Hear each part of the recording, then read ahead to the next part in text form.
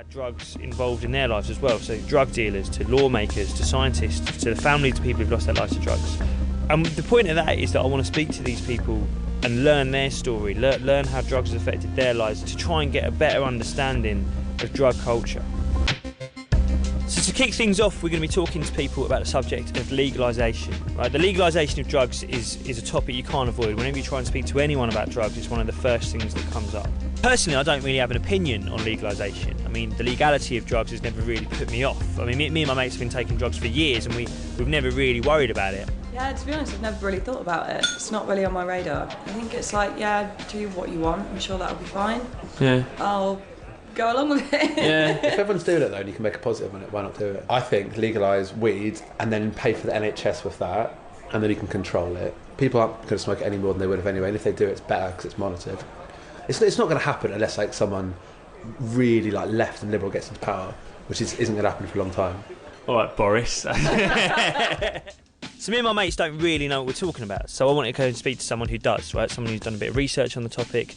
So what I did, I went and spoke to a friend of mine. He's another comedian. He actually did a show about legalisation at the Edinburgh Fringe a couple of years ago.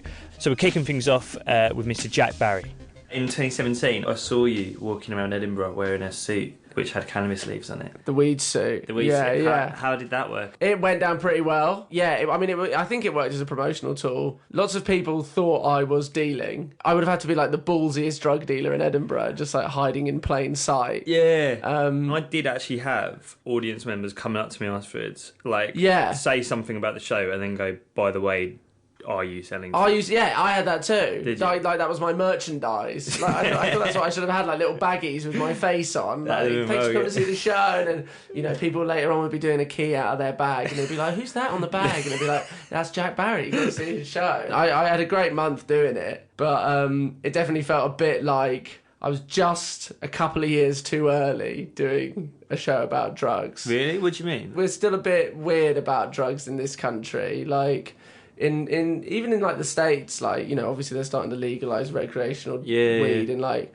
lots of states now. In this country, I still think we're a bit like uptight about like drug taking. Yeah. Even though so many people do it publicly, I think people are still a bit weird about it. Did you get anyone who openly like criticised the content of it? Not like during the show, but like in the street I found like flyering for it. I'd be like, come see my show, it's all about why drugs should be legal. And then people would be like, oh, you're a stoner, like it's some kind of slur. Yeah. But I think it's good that now people are talking about it a bit more. That's my main thing. Do you think like in the last few years there has been a change in like public perception towards it? I think so, slowly. I mean, obviously there's been like the relaxing on like the medicinal marijuana laws in the last couple of years. And so now I think maybe we're sort of slowly starting to look at it a bit more. Yeah. But I still think we're a long way off any sort of like real serious even discussion about it. Yeah. About like, how prohibition and banning drugs makes it more dangerous for everybody, and just as a policy doesn't work. Banning things doesn't work. Yeah, I mean there's been obviously like a slight shift in terms of certain states for America legalising cannabis. Portugal, is it just cannabis in Portugal? Is it everything? In Portugal everything is decriminalised, but it's not legal to sell it or buy it. Right, okay. They won't arrest you, they won't throw you in prison, but they will recommend that you go to like Narcotics Anonymous or like counselling. And so basically they've poured all the money that they've spent on trying to catch people who are using drugs, they've spent it on like rehabilitation and stuff like that. And in the 10 years since they've been doing that, the drug deaths in Portugal have halved. And so that's what I find baffling, is like a lot of these drug laws, they're not wild speculation. And like you said before about where the money's going, we make a lot of money from taxing alcohol. Cocaine currently costs the health system stuff anyway, like drugs, illegal drugs. People are still having to go to counselling. We're imprisoning people.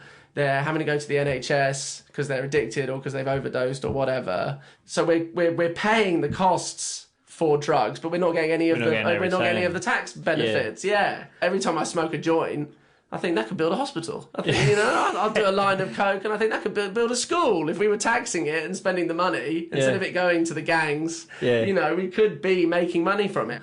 And the politicians are like, there's no such thing as a magic money tree. Yes, there is. It's a weed plant. It literally grows money. Like in Colorado, they made $1 billion in the first year of legalization of just tax. It's there already. Like, people are already smoking weed in this country, but we're just saying no to the tax money.